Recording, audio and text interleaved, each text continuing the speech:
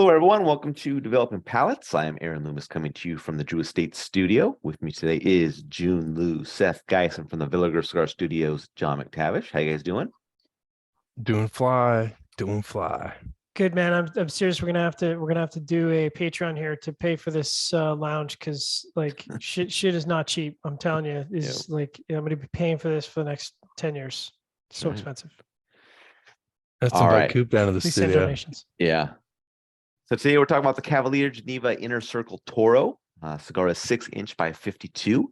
Comes out of the Fabrica Centro Americana de Tobacco factory in Honduras. Wrapper is Nicaraguan Habano. Binder is Honduran Habano. Filler is Pennsylvania Broadleaf, Dominican Piloto Cubano, Honduran Broadleaf, and Nicaraguan Habano. Blender is Sebastian Decoupé. Price point is $13.90. Cigar was released in July of 2022, and we picked these cigars up from Blue Smoke of Dallas. So if you are in the Dallas-Fort Worth area, be sure to stop in for a fine cigar, or you can always give them a call and see if they have something in stock, and they'll ship it out to you. Aaron, tell them about the DP code though. Yeah, DP. Use coupon code DP0, 0% off your next order. Make sure you mention that though. All right, Jiunn, take us through your experience with this Inner Circle. Yeah, I thought it was overall good. I thought that it showed a lot of good harmony. It was super approachable, very balanced, like cedar, nutty. And even got a little hint of vanilla to it.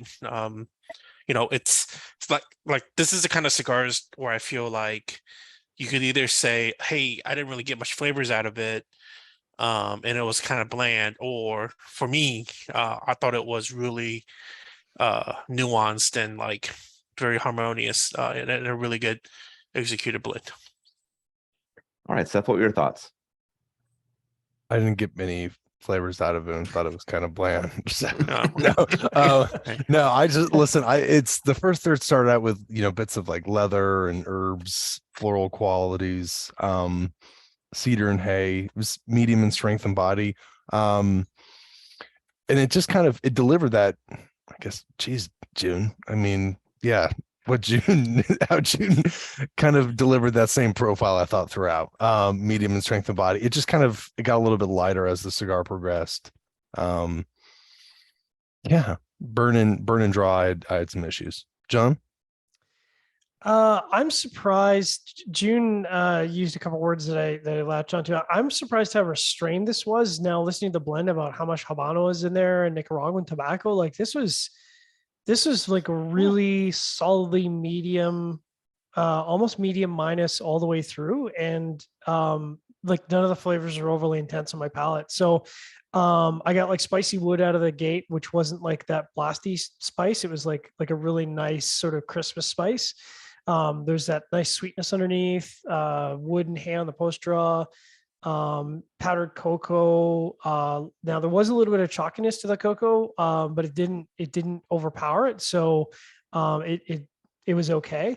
Medium spices in the second third, more sort of chocolate, a little bit of chalkiness, earth and dry wood to sort of round it out. So it wasn't like heavy on the palate. And then it just kind of fell into spices, wood, earth, and chocolate, which I was pretty happy with. Last third kind of fell off a little bit. It started out with spices and chocolate and dry wood, but then the wood kind of ended up taking over the profile, so it wasn't quite as complex. But I was pretty happy with it. Burn was perfect. Draw was perfect. Yeah, I mean, if that last third was good, that would have been one of the cigars of the year for me for sure. Aaron, what about you? Yeah, for me, the cigar started with toasted cedar up front, black pepper in the middle, and light earth in the background. A light mustache joined a little bit later. And then the second third saw the cedar gain a stale note, and some wood bitterness joined in a little bit later. Final third saw the bitterness increase for a bit, then kind of retreated to the background. Construction on mine was absolutely perfect. Thought the cigar started well, had a nice combination of flavors, kind of dropped down once that wood bitterness joined in. And then the final third saw a return to good for the last half of it, but that wasn't really enough to kind of dodge that bitterness from the first half of the final third. I think it's a pretty good blend. Just that wood bitterness kind of through the middle kind of took it down a notch for me. And oddly enough, like the last half of the final third kind of bumped back up for me. And that I usually never get that experience. So it's just kind of something in the middle that just didn't work for me. But I don't know if more time would help that out or not, or a different size would, ring true for me. But I do like the blend. I guess it didn't perform. It didn't put all the pieces together at the same time to make it work. But I might come back to this. Like I said, try another Vitola to see. But yeah, I think maybe what John and Jiunn are talking about, that it's a good blender. It's pretty well. So all right, let's get into the scores. Start at the top. Jiunn and John both gave it a 6.82. I gave it a 6.1. Seth gave it a 5.45. So Jiunn, how's that 6.82 matchup for you? Pretty well. I think just in general, Cavalier does such a good job of kind of giving very balanced profiles. And I feel like this one takes it up a notch in terms of kind of further refining that balance and making it more like, more complex and nuanced. So it's good. All right, John, same score. Everything Jiunn said. I want to smoke more Cavalier and less crappy cigars. Yeah, my 6.1 matches up well. I mean, it was above average flavor profile. Perfect construction kind of gets it above the 6 mark. I know this is the exact point of where I have to decide, do I smoke it again or don't I smoke it again? This is like the crossroad point for me at 6.1.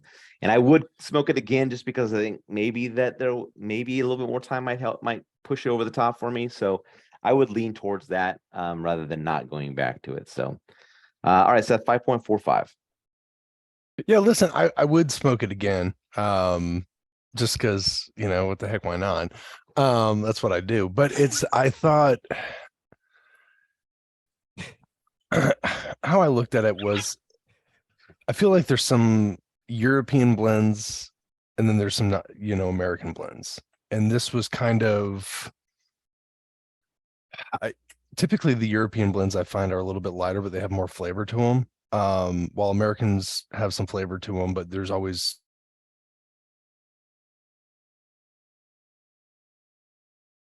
that was my opinion on it.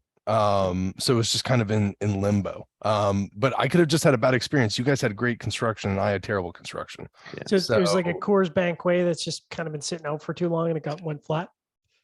Well, I don't know, man. I drink warm Bud Light Lime, so it's one of these things. Let's, Aaron. I mean, that's this could be. I always come back to it because with something like this, if you guys had the experience, then it could just be I just had something went wrong, which happens.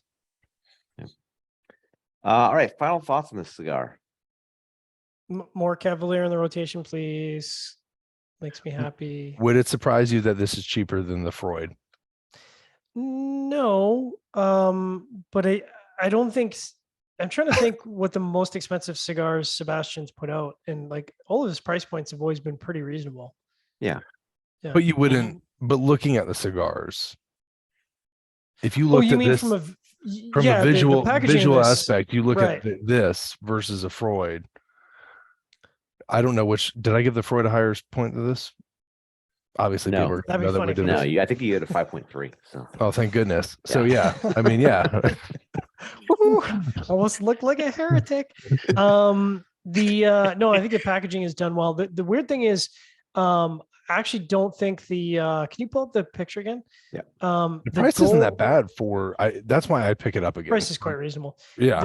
So, and this is just totally nitpicky, but like, I don't think the gold on blue works very well. And that's just like, I know nothing about marketing, but I feel like the font just gets washed out. Yeah, it does. It's Warped has had issues like this. Yeah.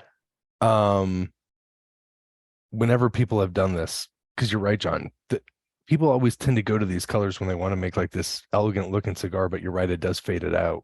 White on blue would have worked.